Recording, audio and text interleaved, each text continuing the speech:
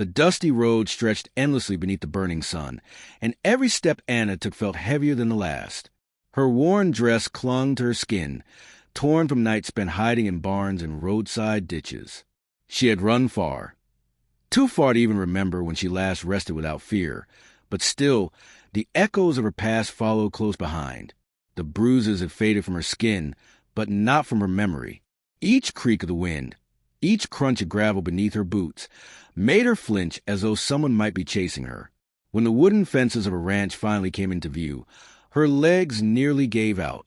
She wasn't sure if it was safety she had found, or just another man waiting to break what little strength she had left. Anna hesitated at the gate, clutching the strap of her small satchel like it was her lifeline. Her eyes scanned the land, the fields wide and golden, the barn doors open, the quiet house standing like a silent sentinel against the horizon.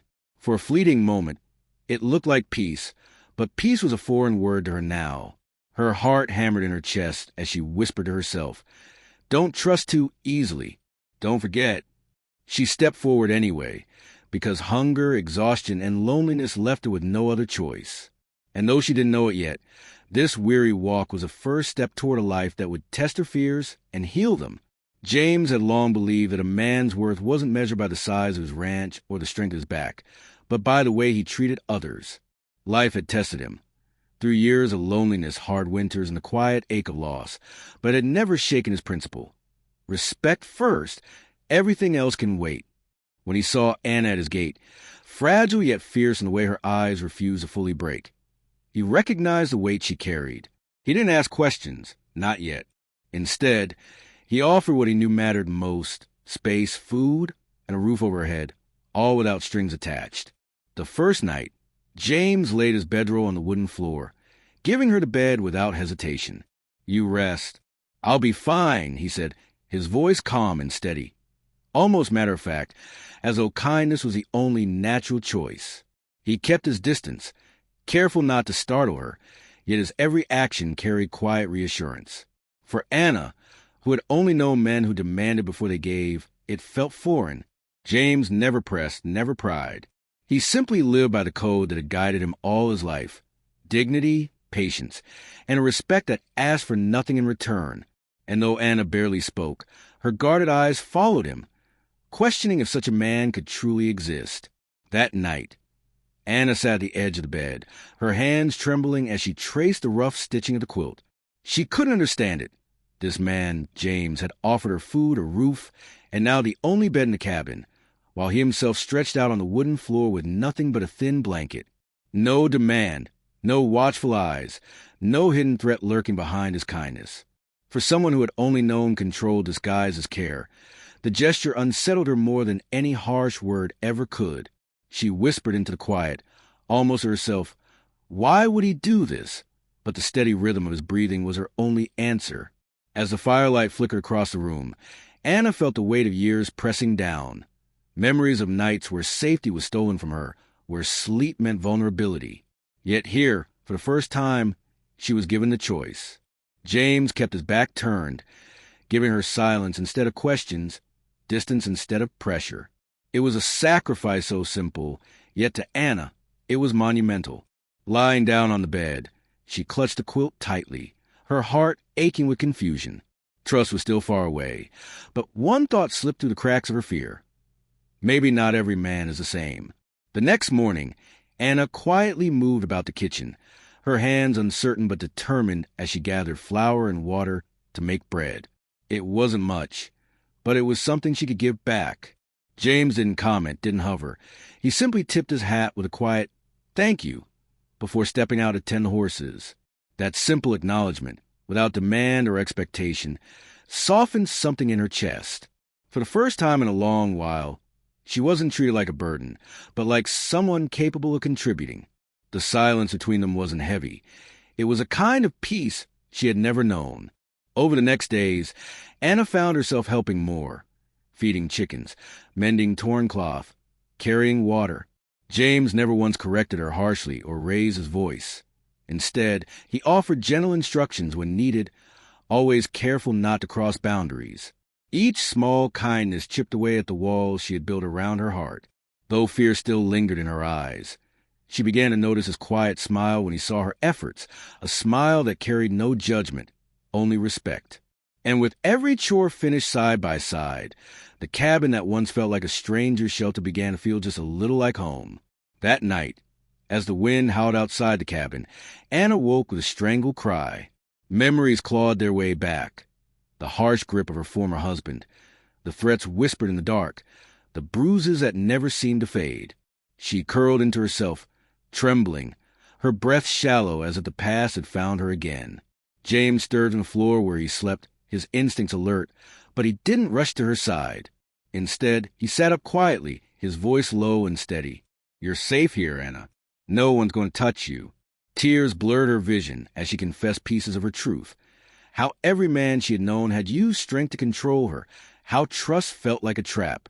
James listened without interrupting, his presence calm, unthreatening. He didn't reach for her, didn't offer empty promises. He simply let her speak until the storm inside her eased. When her voice finally broke into silence, he added softly, "Respect isn't just words, it's action. You'll never have to earn it here. It's yours already." For the first time, Anna felt the faintest crack in her fear, as if his quiet strength could steady her ghosts. The next morning, James found Anna on the porch, her eyes distant, shadows of fear still clinging to her. He leaned against the wooden post, his hat tipped low, and spoke with the same steady calm that had begun to anchor her nights. "Anna, listen to me. I don't want anything from you. Not your work, not your trust, not even your thanks. This ranch is just a place where you can breathe without fear. That's all." His words carried no hesitation, no hidden weight, just the plain honesty of a man who had nothing to prove. For Anna, it was as if the ground beneath her shifted. Every man before had demanded, taken, or broken, but James asked for nothing. The simplicity of his promise unsettled her more than any threat ever had, because it felt real. Her chest tightened, tears threatening, but this time not from fear. In that moment, she realized that safety wasn't just a fleeting dream. James had drawn a line in the dust. Respect first, always. And for the first time since running, Anna allowed herself to believe she might truly be safe. The day began with simple work, mending a broken fence under the rising sun. James handed Anna the lighter tools, never once treating her as weak, but always mindful of her comfort. She fed the chickens while he carried heavy hay bales, their quiet rhythm falling into place like they had been working side by side for years. Later, in the kitchen, she stirred the stew while he clumsily tried to chop vegetables. When the knife slipped, and James muttered under his breath, Anna let out a small, unguarded laugh. The sound startled her as much as him.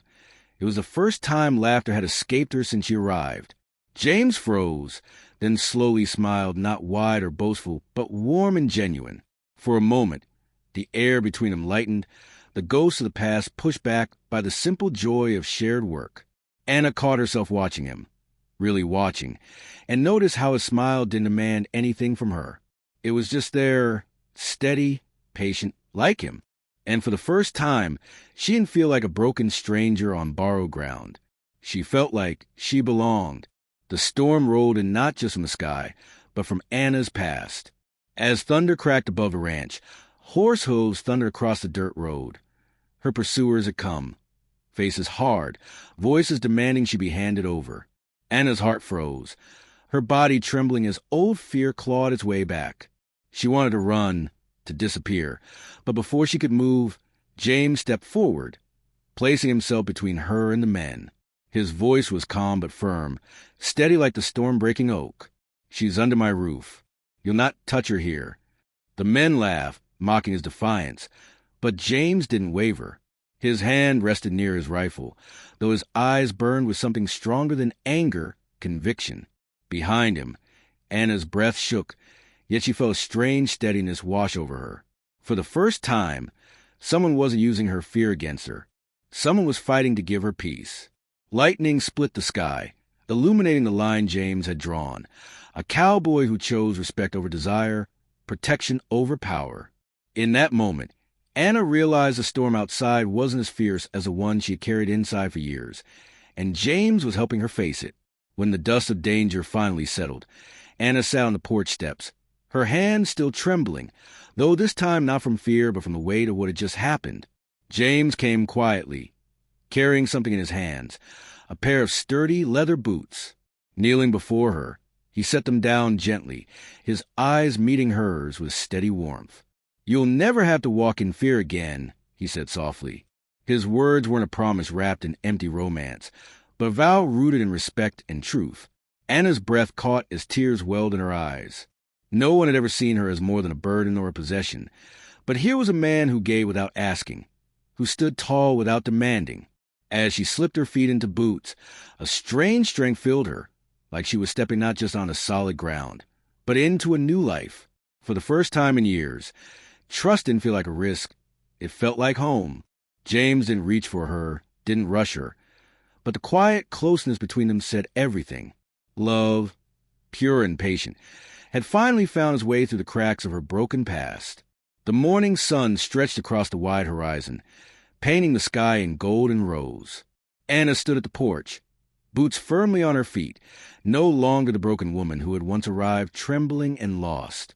She turned to James, who leaned quietly against a wooden post, his steady presence as familiar as the land itself. Her voice was soft, but strong with certainty. "I want to stay, not because I need shelter, but because this feels like home." James didn't answer with grand words, only with a kind of smile that reached his eyes for the first time in years.